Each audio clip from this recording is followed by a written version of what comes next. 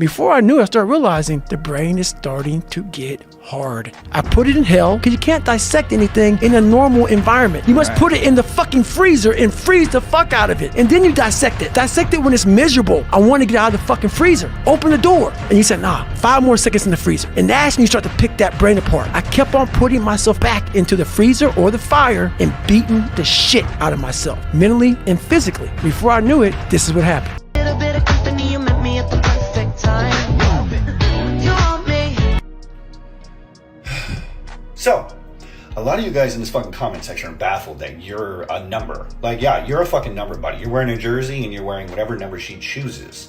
Yeah. So soon as you start talking to a girl, you're an idiot and you assume that just because you put her as number one, you're number one. Chances are you're not. And you're going to take a seat on this fucking bench right next to Matt, James, and Jamal, or whoever the fuck she picks. So, guy number one is the dude that's pounding her out right now. I mean, it could be right now. I don't know if it's literally right now. Guy number two is up when guy number one ghosts her, gets tired of her shit, or whatever the fuck he does. And the crowd is her ex, and he comes in to take his number one fucking spot from time to time, which is a whole shitstorm. So yeah, they're doing this. But when I come on here and tell you, hey bro, you know, you're young, you got a lot of living to do, play the field, see what's best out there for you. People get upset at me. They're doing the shit. It's incredible what women do for attention. This is her currency. Don't fall for the trap. She basically has a line of guys giving her attention. Don't give her any more of yours. Women need attention at a whole different level than men do, and the purpose is quite different. Now, it's not to say that you as a man, you don't like a little bit of attention, right? Like you do something impressive, some achievement. You want people to congratulate you, you know, you want to be celebrated. That's normal, but that's different. That kind of attention that you're getting is specifically related to something that you have accomplished. For the most part, a lot of men are quite happy without attention. They don't necessarily want to be famous. You know, a quiet life with a lot of solitude, you know, a lot of peacefulness, that sounds good to a lot of guys. For a woman, that kind of existence is not just unpleasant, it's actually scary. Absolutely true. Women uphold attention to a different degree than men. Back when we were still living in tribes, men did the hunting. Most of the time, they were out in the fields, quiet and alone. Hence, men's affinity for solitude. Whereas women were back in the village, interacting with their fellows constantly. In those times, if a woman was not paid attention to, they could literally die. Unfortunately, this system has been hardwired even for women nowadays. Understanding this will help you navigate the field better without baggage or resentment. My name is David Goggins. I created Goggins. Goggins is the guy that can take anything you put in front of him. You wanna break my motherfucking legs? So be it. I have a way of going to a place like I did in that race where all the pain and suffering that they put on top of me in Hell Week, I will reverse that pain and suffering and I will take your soul. So every instructor that put me through BRAGS, my job, what drove me, was I wanted you to go home that night after you beat the living shit out of me and I smiled in your face. I wanted you to feel worse than I did and you were going home to a nice warm bed and I was still out there in the grip, suffering for another 100 hours. I wanted you to think about me knowing that I'm comfortable being very unfucking comfortable. He's struggling to get up. Wants to go to the gym and start grinding early in the morning. I said when I was 24, I had the same condition, man. I had the same problem. So I started to study it. The more I studied it, I came with this crazy conclusion. I was just being a bitch. When I say bitch, it's not gender specific. It's a mindset. In Godlish, it means weak, soft, feel sorry for yourself. Get your ass up and lace them up. Stay hard. So in the attention economy we now live in, you have to understand that your attention is valuable, especially as a man. And women are out here today trying to extract your attention from you without returning anything. That's what the male-female friendship is. In the old days, man would give attention in return for sex. But nowadays, men just give attention and don't get any sex back. And that's what you have to be very, very careful of. Your attention is extremely valuable. So for all men out there, if you're following a woman and you have zero chance of keeping her and she ain't replying to your DMs, Pay my bills,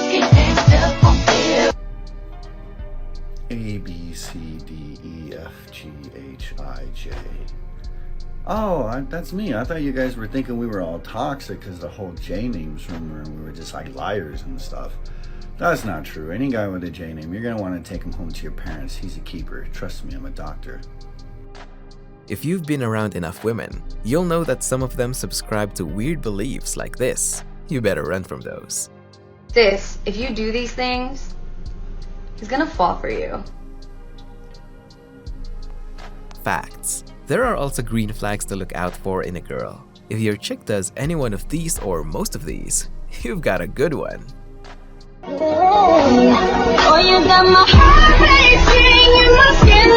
There's two things for younger guys to keep in mind when watching this video. The first thing is there's a big difference between guys that women will hook up with and guys that women will actually date. The second thing is that despite all logic, women will stick with guys that they're emotionally and physically invested in. It's clear to see in the text on her screen that her friends don't like him, he's older, not the same age, and he uses her for whatever reasons he wants to, yet she still sticks with him. Now, I'm not saying this is all women, but I am saying there's plenty of guys out there that know exactly what I'm talking about that have been left by a girl for their toxic ex, or have been left by a guy that wasn't relationship material like he was, yet he did everything right. You've taken an interest in a girl, you've asked her about her hobbies, and you still didn't get her. So clearly that advice did not work for us because it's silly advice and it's not even attractive. There is one key that I've found that no one has really explained in a nice way, and honestly, like, I'm a little bit hesitant telling you because this is literally a superpower. Once I've explained this, it's like you'll be as good as getting girls as I am. The key to flirting with girls is not to ask them questions, not to ask them about their hobbies or anything like this. It is to spike all of their emotions. Historically, like, they're attracted to good genes. That's what's needed. Exactly. Oh, you're gonna say the hips argument that? No, I'm not. Women It's not. naturally No, would be I better. wasn't talking about the hips Right, argument. right. Okay. I was saying men are biologically predispositioned to like thinner women. Why? Because it's better genes. It's better offspring. If a woman's overweight, her chance of an unhealthy pregnancy is higher. Right. Which I think is common sense, right? If you're out of shape and you're unhealthy, like. People say it's misogyny. I say it's biology. That's what you don't have. And why is that important? Because that's what ultimately you all want. Ladies can talk this, I don't need no man, I'm fine all by myself, I can do bad all by myself, bullshit, but that's not true. It is simply not true. Women want relationship. That's what they want. They want relationship and they want it now. They don't want, and they're tired of waiting. And here's the real reality. I'm not supposed to say this, but the hardcore reality about this really is that, especially past the danger zone, when you start getting out of the danger zone, a lot of ladies are starting to panic. Why? Because they realize that options are few and far between. It's all coping. I've never understood like the protective boyfriend. You know those guys? What are you doing? I went to a party. All of a sudden, I feel this like, it wasn't a tap. It was a misdemeanor, and it hurt. This guy goes verbatim. He goes, "Hey man, just so you know, that's my girl. So back off." You see me as a threat? Thank you so much. It is an honor to be nominated. 2 reasons. First off, you date her, you don't own her. But secondly, and more importantly to me, that's your strategy. You might date this person for 20 years, and the only thing stopping her from cheating on you is no! For 20 years! You think you're that good at defense? You're not the Kempe Mutombo. You gotta mess up at some point. If all it takes for your girlfriend to cheat on you is me, she's already cheated on you. It's hilarious, but it's true. Women know this as well. More often than not, she's flaunting her dating strategy. That's why guys go up to her. And you might say, well, we're in a bar. If you guys are dating, what are you doing in a bar anyway? There's actually a really funny Chris Rock stand-up portion. I think it's in his stand-up comedy called Never Scared. And he goes, fellas, the number one reason why women are pissed off at you, your woman is pissed off at you, is because you weren't her first choice. And the entire audience erupts into laughter. because they all know it's true. Whenever you hear an audience erupt into laughter over stand-up comedy, it's because there's an enormous amount of truth to the narrative that's being told. It's not fictional, it's because there's an enormous amount of truth. That's why they're laughing at it. This is why it's so important to find a woman with a genuine burning desire for you. If you can't, you might as well be alone, because a woman who settles with you will make your life absolutely miserable. I marry a man that's my age. Okay, let's say like he's white. They're still gonna complain. Okay, let's say I marry a man my age who's Latino. They're still gonna complain. Like, you can't make these people happy. You can't make these women happy. And Western women cannot be satisfied. Western women cannot be satisfied. I know this from like personal observation and from the way that they talk online.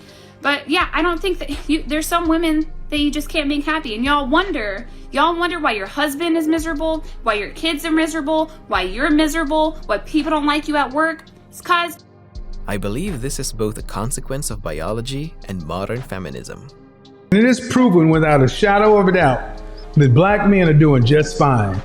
54% of black men are single and childless, 61% in the middle class. 2.5 million black men between the age of 18 and 65 are in the upper class. That's in the upper 1/3 of income distribution. So this whole notion that black women don't have enough financially fit, productive, competitive, successful men to pick from is outright BS. If you understand how they frame it. They frame it as that every one of these women is fit for one. Kevin Samuels calling out women again. You cannot make women happy and content. They don't even really know what they want. Oh, you don't know how to do it? My daddy does. My daddy knows how to do everything better than you. I get where she's coming from, especially if you have a father that's present and I don't even want to call it spoiling, but taking care of your daughter. As he should. As he should. Like, make sure your daughter doesn't have to depend on a man until she's married. Sure, but it's kind of pathetic. She's basically flaunting money that isn't hers. I'm sure as hell don't want to be involved with some spoiled rich kid. If you woke up tomorrow and you were a guy and you wanted to get laid like most guys do, how would you do it? I'd go to a bar, find a pretty girl sitting at the bar, and I'd ask them if I could buy them a drink. Literally. That's all you have to do. Literally. That's all you have to do, guys. Did you hear that? Just walk up to a pretty girl and just buy her a drink and you're gonna get laid. Literally never take advice from a woman when it comes to dating. Ever. I'm shaking my head right now. If you want to catch fish, you ask the fisherman for advice, not the friggin' fish. Here's why I never cook. I track how much money I make per hour, so I know my hourly rate. It's a lot. But I'm spending all this time preparing food that I could have been spending getting money. So what I do instead is I basically either order meal prep from a meal prep company. It's just pre-made. All I gotta do is heat it up. Or I just call Uber Eats or go out to eat every night. I have not cooked a meal in almost a decade. Now, this only works for me because I'm an entrepreneur and I can basically work around the clock like a crazy person. But if you have a 9 to 5, this is probably not right for you because you're probably not working during the time you would be cooking anyway. I'm not saying you shouldn't cook, but for people who work around the clock, this is an ideal situation. Cooking is hella time consuming. I hope you learned something today, boys. Let's end this video with a video from Tribe of Men. A woman that shows interest will do everything she can to hang out with you. She will make time for you. A woman that doesn't give a shit or isn't that interested can't be bothered, bro. You have to catch her at the right time, bored. 10 other dudes already blew her off that she really wanted to go see, and then she'll go see you. You're the 10th dude in line that finally got to her because the other one she really wanted didn't want her.